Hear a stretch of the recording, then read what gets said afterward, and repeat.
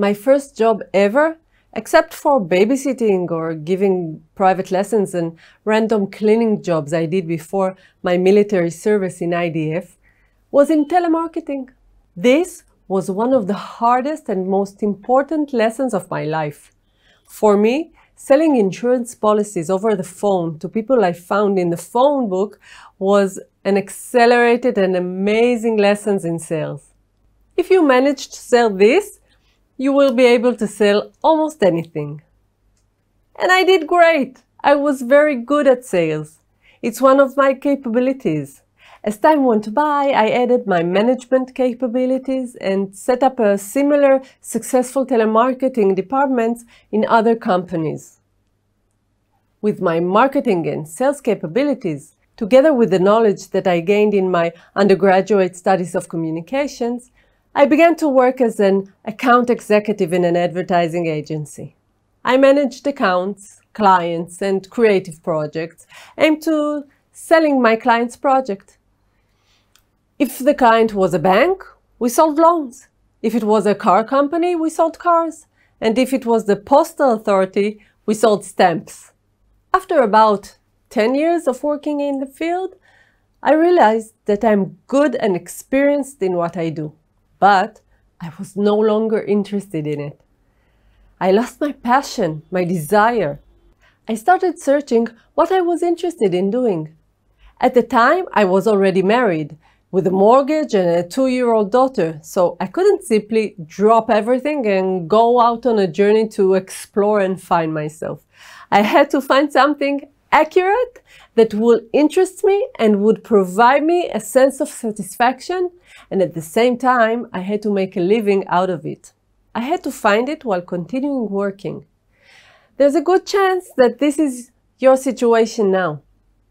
I was looking for my personal calling, something that I was good at, capabilities, something that interests me, areas of interest, something I had knowledge and experience in, life experience, and something I longed for, life dreams.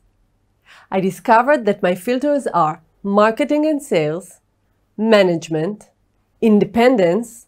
I prefer to be self-employed and enjoy the freedom of action, determination, initiative, as well as making intimate contact with people and empowering them. With the understanding that these are my filters, I was able to filter jobs and careers that would fit the essence of my personality and allow me to make a living while enjoying success and satisfaction. In the search for my next job, several options came up. You too will probably have several options to choose from. Even if it sounds unreal at the moment, since you are not sure you will have even one option, be patient. You will see that you will have options to choose from. One profession that passed all my filters was to become a makeup artist. I had no knowledge or experience. I barely knew how to put on makeup. I knew, however, that I was good with people. I was good at bringing out what is beautiful in people, that I was good at marketing and sales, and that I love creating intimacy and initiate deep conversations. You will be surprised to learn the intimate details person tell his makeup artists, things they probably share only with their shrink. I also knew that it fits my vision of becoming self-employed and having my own business. Back then, I did not realize, but today I can say that these were my filters. The only thing I was missing was knowledge in the art of makeup. I know it sounds funny, but all I had to do was attend a course and see if the profession was right for me. This is the easy step, and that's what I did. I enrolled to learn the art of makeup while working full-time in the advertising agency, pregnant with my second child and raising a now 3-year-old girl. Rest? It's for the weak. I decided to devote my maternity leave as an internship. I worked as a makeup artist for anyone, free of charge. I accompanied experienced makeup artists, carried their makeup case, washed their makeup brushes, And while doing that, I earned the privilege to learn from senior, super talented professionals. And yes, I did it during my maternity leave from the advertising agency while breastfeeding a tiny baby.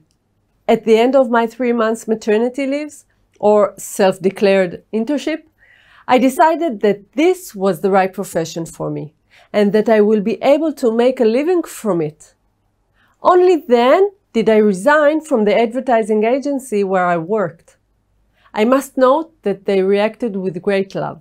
Within a year, I worked on the most prestigious productions and most popular TV shows, first as an assistant and then as a head makeup artist. I managed a career, I earned money, I enjoyed, developed, I progressed. I used the same filters in my work as a life coach.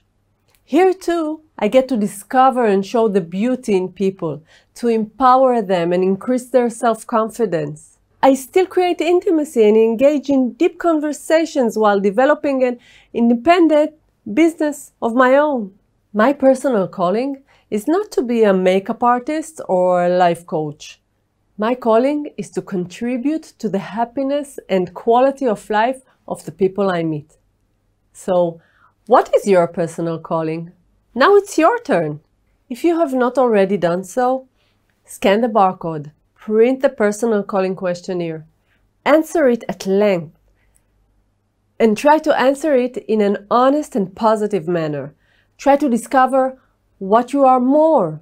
Look for common denominators, the things that you are capable of, interested in, experienced at, and dream of having or doing. Write down your filters. Now you have discovered your filters, the essence of the person you are, the tools to help you be you at your best. Now you can filter into your life all that is right for the person you are, and you can start living your calling. The discovery of your personal calling during the diagnostic stage is immeasurably important. The reason is that realizing our personal calling enables us to do what we are best at, what we love most, and feel most connected to. This has an impact on all fields of life. Our earning potential increases. Our chance of success increases, as well as our self-confidence. In contrast, the level of frustration and anxiety decreases. If we fulfill who we truly are, chances are we're successful. If we are successful, we have a positive impact on all our surroundings.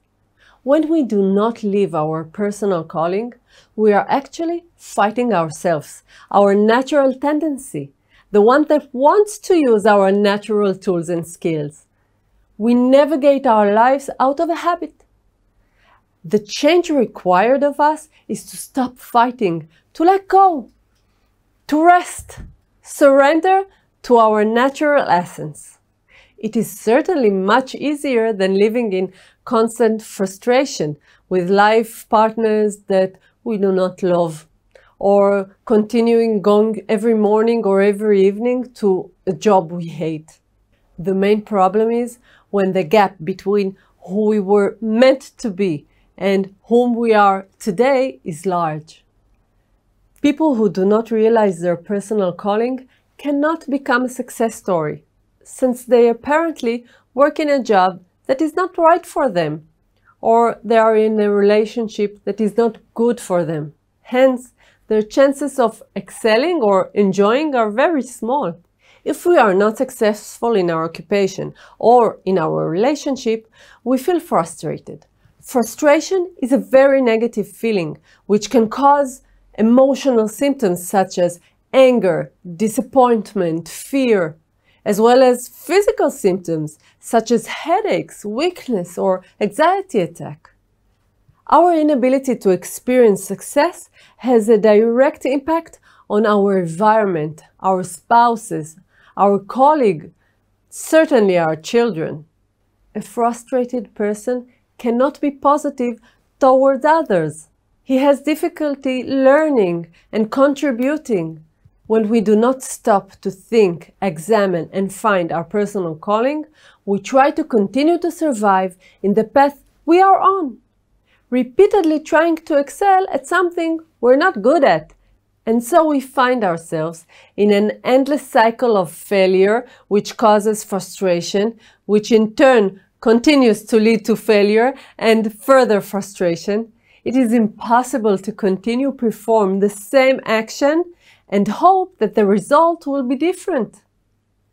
The spiritual mentor Deepak Chopra noted in his book, The Spontaneous Fulfillment of Desire, that we live our lives as actors that receive only one line at a time and do what is required of us without understanding the entire story.